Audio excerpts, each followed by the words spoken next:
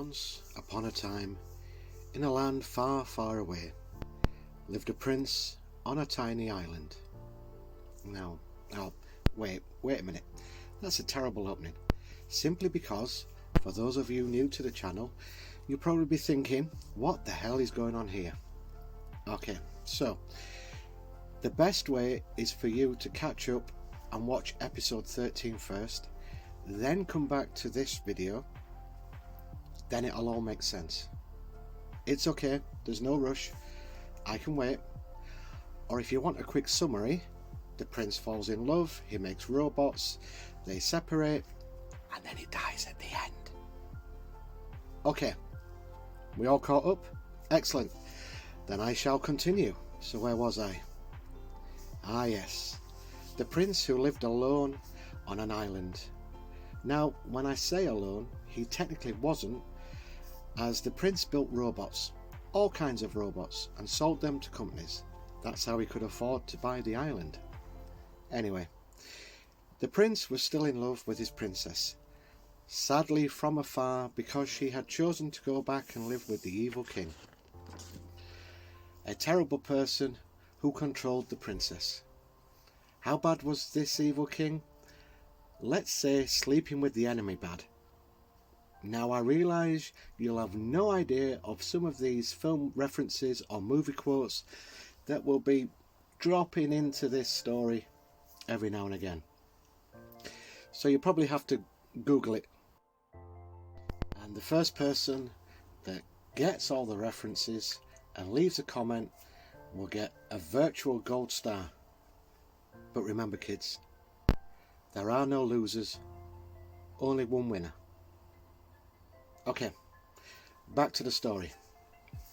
The prince was tinkering away in his manshed, the size of a small warehouse, building robots, all the while thinking about his beautiful princess, far, far away. He wanted the fairy tale and had had it for a while until she had gone. Now all he did was build. It was on one fateful night when Jeeves, the robot butler, had rustled up some dinner for the prince and as usual had served it to him in his man cave.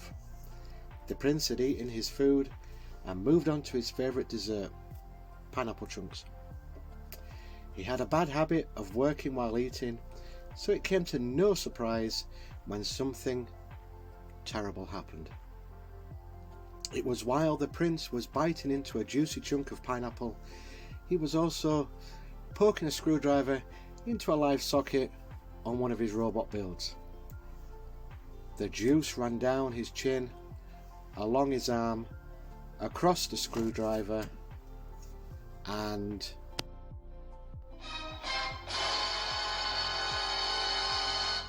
sparks flew. The prince began to shudder and smoke before he slumped to the floor, dead. The lights in the workshop flickered off. For a brief moment, Jeeves came screeching into the building because he had a tyre instead of legs, and saw the prince laying smouldering lifeless on the floor. Oh dear, said Jeeves. If he could have, he would have shed a tiny tear, but he was a robot, so that would have been difficult. At that exact moment, a mobile phone, or cell phone for my American viewers, began to ring. Jeeves wheeled himself over to it and looked at the screen. Princess, it read. Jeeves quickly picked up and answered it. Hello? Now, before I go on, I've got to stress that not only is Jeeves an excellent butler, but he had also been programmed to imitate voices, and every Saturday night down at the local robot bar did an hour's improv of comedy and impressions. Apparently he did a mean Al Pacino. Anyway. Hey mister, where are you? I tried your home, but you don't live there anymore? I moved a few years back to some place far, far away, said Jeeves, as the prince. I need to see you. It's urgent. Give me your address. Now, Jeeves hadn't been programmed to lie, so he blurted out the address. Well, it'll take me 3 days to get there. By car, by coach, and by train. Don't forget, by boat too. But don't worry, the boat won't crash because you'll see the lights from the lighthouse turtle long before the boat hits the rocks and sinks to a watery grave, replied Jeeves. If he had legs, he would have kicked himself for saying too much. Whoa, okay, that sounds like a very dangerous journey. But I have to see you. Okay, I'll see you in 3 days then, said Jeeves, quickly ending the call. He tossed the phone onto the table and looked at the very, very dead prince. Shit. 2 days had passed, and no amount of poking or prodding the prince would make him wake up. He was still very dead. He wasn't resting. He was stone dead. Jeeves was at a loss. The princess would be arriving in 1 day, 6 hours and 22 minutes, the robot had calculated, and she would be visiting a corpse. He needed a plan, something better than yesterday's attempt, which was trying to zap the prince with a cattle prod. Jeeves went for a walk. Well, more of a roll, as he didn't possess legs. Jeeves rolled along the coastline and stopped to look at the moon glinting off the calm sea. "Jeeves, my main man, how's it hanging, brother?" said a voice. Jeeves turned to see that it stopped next to the lighthouse turtle, who, over the years, had been covered in grass and plants. In fact, Jeeves thought he could see a tiny tree taking root on the back of the turtle. "Good evening," replied a downbeat Jeeves. "What with the long face, dude?" There's been a spot of bother down at the man cave. The prince has only gone and accidentally killed himself. And his soulmate, you know, the one, the princess, is arriving in 3 days.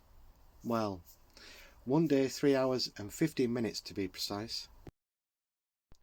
Both machines sat in silence for a long moment, looking out across the sea, both deep in thought. "You need to go visit the witch doctor," said the turtle. "The witch doctor?" asked Jeeves. "I know everyone on this island."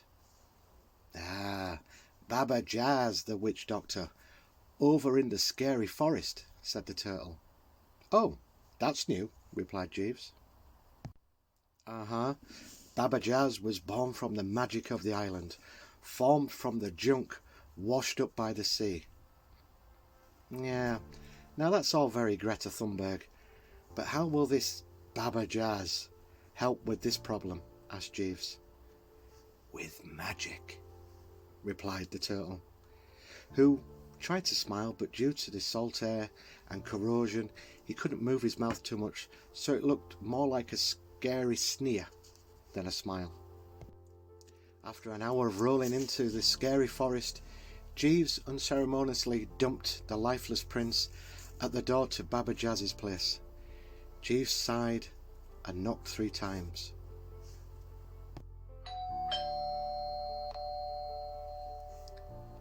No, Jeeves knocked 3 times. Slowly the door creaked open. Jeeves rolled back slightly as a tall dinosaur-like creature emerged from the doorway. Old dirty sacks with bits of skeleton remains were draped over his back. Clockwork machinery whizzed and whirled, clunked and rattled as the dinosaur threw back its head, making the beads in its hair rattle. "Baba Jazz?" asked Jeeves. "I go by many names. Some call me the god of the island. Some call me Bolo, the king of the wild. Some call me Tatu Ta. Others may even call me Shirley. But you may call me..." There was suddenly a theatrical pause, and the dinosaur threw back its head. Baba Jazz, the witch doctor. So why have you graced me with your presence, robot? Asked the witch doctor. Jeeves pointed to the dead prince by the door. Oh, I didn't see him there, he said, surprised. What's the little shit gone and done now? He's electrocuted himself while eating pineapple chunks, said Jeeves. But that's impossible. Well, this is a fairy tale, so anything, I guess, is possible, replied Jeeves. True that, replied Baba Jazz. And to make matters worse, his soulmate, the princess, is arriving here in 1 day, 5 hours and 30 minutes. That's very precise, said Baba Jazz. I'm a robot. I'm built to be precise. But he's dead, said Baba Jazz. Yes, but she doesn't know that, said Jeeves. So you want me to perform some kind of miracle, do you? Well, he's not only my creator, but my friend too. He's mostly dead, but see, mostly dead is still slightly alive. Baba Jazz stares at Jeeves for a moment, then at the dead prince, and shakes his head. Jeeves rolls closer. Okay, so this is a fairy tale, and the way the first one ended, people are looking for a happy ending, said Jeeves. But shit happens. This is life, replied Baba Jazz. Yeah, that's what Terrain by Aaron said in the last video. He's a wise man, said Baba Jazz. Well, the viewers didn't think so. He lost a few subscribers. What a bunch of fickle people, replied Baba Jazz. Very well, bring him inside and I'll see what I can fix. Amend the prince. But I'm not sure I can do anything about the subscribers. Jeeves dragged the prince into a vast cave filled with rusty electronic parts. Jars filled with things lined one of the walls. He dumped the prince on a table and watched as Baba Jazz took off his sack coat, revealing a mass of rusty cogs and wheels. You're just a machine like me, asked Jeeves. Baba Jazz smiled and nodded at the prince. He made me. But that story about being made by the island, the greatest trick the devil ever pulled was convincing the world he did not exist. It's a folktale. I like to tell everyone I meet. I find it adds mystery, don't you think? Well, you'd get my vote for Best Actor at the Oscars. Really? Do you think so? Because that's what I'd really like to do. Okay. Is your name really Baba Jazz? Asked Jeeves. My name's Clive, replied Baba Jazz. I dabble in many things. Now, this potion will bring back the prince to life, but there will be a slight catch. A catch? Replied Jeeves. Yes. He will only have approximately 3 hours to make the princess fall back in love with him again, before... Baba Jazz slid a claw along his throat to add to the drama. Okay. And if it fails? Asked Jeeves. Baba Jazz stared at Jeeves, dumbfounded, before he slid his claw along his throat yet again, this time with a more act. Jeeves stared blankly at Baba Jazz, who rolled his eyes. You literally just saw me do the whole pretending to slit my throat thing, didn't you? Asked Baba Jazz. I did, yes, replied Jeeves. But this is a voiceover story. You're not in the West End Theatre now, so people watching will have no idea what you're implying, said Jeeves. Baba Jazz sighed. Well, it means for those in the cheap seats, we're skipping through these videos. The prince will only have 3 hours for the princess to fall in love and kiss him. And then his heart will be filled with true love. Basically, they've got a kiss, okay? Now, get out of here and let me do my job. A little while later, Jeeves was checking over the hover car they had arrived in and spotted one of the tyres looking flat. Now, sorry, that's really sloppy writing. And surely a big signpost for something bad to happen in Act 3. Never mind. Noises and flashes of light came from the cave. Then suddenly, without warning, the door burst open, rattling off its hinges, and from the theatrical smoke appeared Baba Jazz, the lights down her neck slowly fading. "My job here is done," he said with a flourish, as out ran the prince, fully alive, looking none the worse. "Quick, Jeeves, we have no time to lose. To the car!" shouted the prince as he sprinted to the car and hopped in behind the wheel, starting the engine. Before Jeeves could follow, Baba Jazz grabbed him. "He only knows the princess is arriving, nothing else. You have to, and I quote the Beatles, let it be." Baba Jazz suddenly looked quizzical. "Now that reminds me, where did I put that Samurai John Lennon?" And with a puff of smoke, Baba Jazz walked back into his man cave. "Come on, we have no time to lose, Jeeves. Get in the car." Jeeves did as he was told and jumped in the car. The prince drove like Jeremy Clarkson on acid, fast and furious. Tyres squealed on wet tarmac as they followed the long and winding road. "There's the boat. It's coming into port," shouted Jeeves. The prince looked and saw the boat, taking his eyes off the road for a mere split second. The car hit black ice, which was unusual for this time of year for the island, as it was midsummer. The prince wrestled with the wheel, tapping the brakes, went down a gear and controlled the skid. Somehow the prince managed to keep control of the car. "Wow, that was close," said Jeeves. "It was nothing but a mere speed bump," replied the prince as they skidded into the port. Both man and machine jumped out and saw a lady getting off the boat. "Oh no," said Jeeves. "Oh no indeed," replied the prince. The woman they were looking at wasn't the princess, but it was the captain of the ship. She waved at them both before jumping back on the ship and sailing away. Both man and machine stood there in silence for a long while. She never came," whispered the prince. Jeeves stared at his watch. The prince had mere minutes.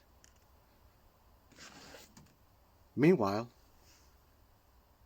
back at the man shed.